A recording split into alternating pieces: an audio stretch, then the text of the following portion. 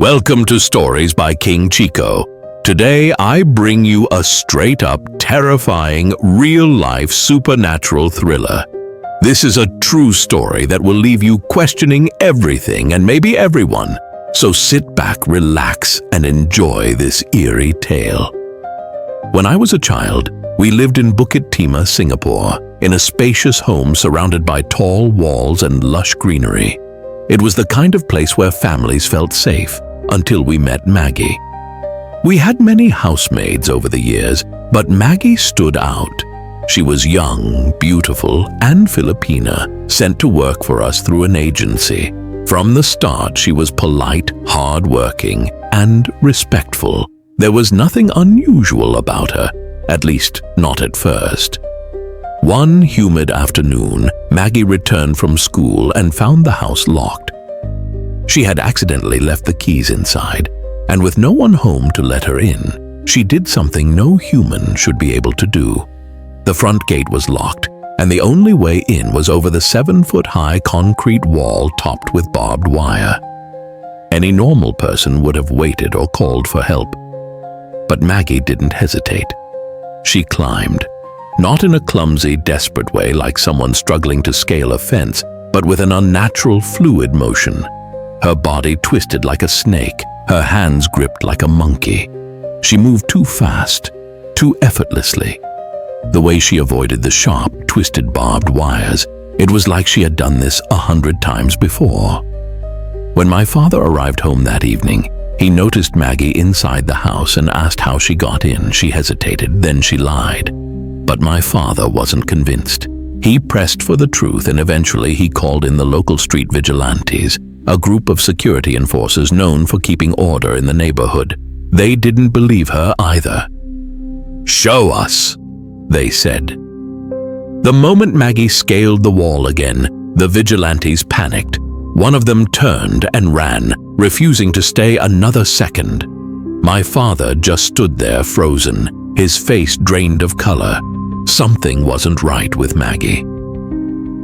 A week later, my father wasn't home. I was in my room, minding my own business, while Maggie worked in the kitchen, washing dishes as usual. That evening, a pastor from a nearby church came over. He had arranged a meeting with my father, but since my dad wasn't home yet, he decided to wait in the living room.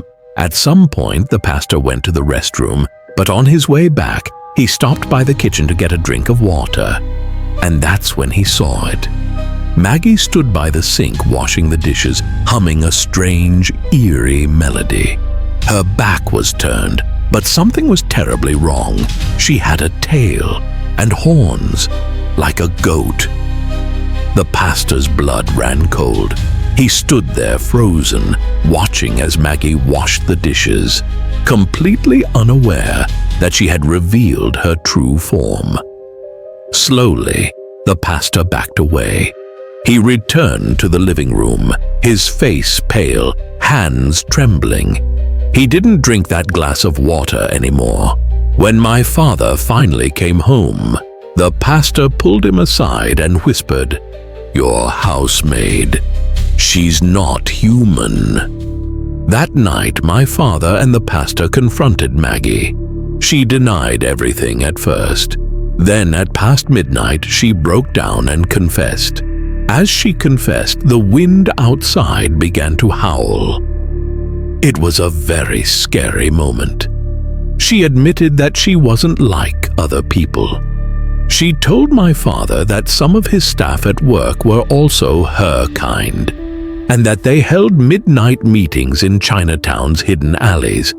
Then she revealed something even darker. She led them outside past the banana trees in our garden to a small patch of disturbed soil. She dug with her bare hands and pulled out a hidden stash of white powder. "What is that?" my father asked. Maggie looked up and with a strange look on her face. "It's human bone." The next morning, my father asked Maggie to leave. No drama, no screaming, no begging. She simply gathered her things and walked out. But the strangest part, she didn't look scared. She didn't look ashamed. She smiled. Years later, we heard rumors. Maggie had become very wealthy. No one knew how. No one dared to ask. But one thing was certain. She wasn't just a housemaid. She was something else. And to this day, I still wonder, how many people around us aren't what they seem? Hope you enjoyed this true story. Stay tuned for more. If you have a true story you'd like us to feature on Stories by King Chico, feel free to send it in, and we'll bring it to life. If you enjoyed this story or made it this far, please take a moment to like, subscribe if you haven't already, and share it with others. Don't forget to check out more stories right here on our page.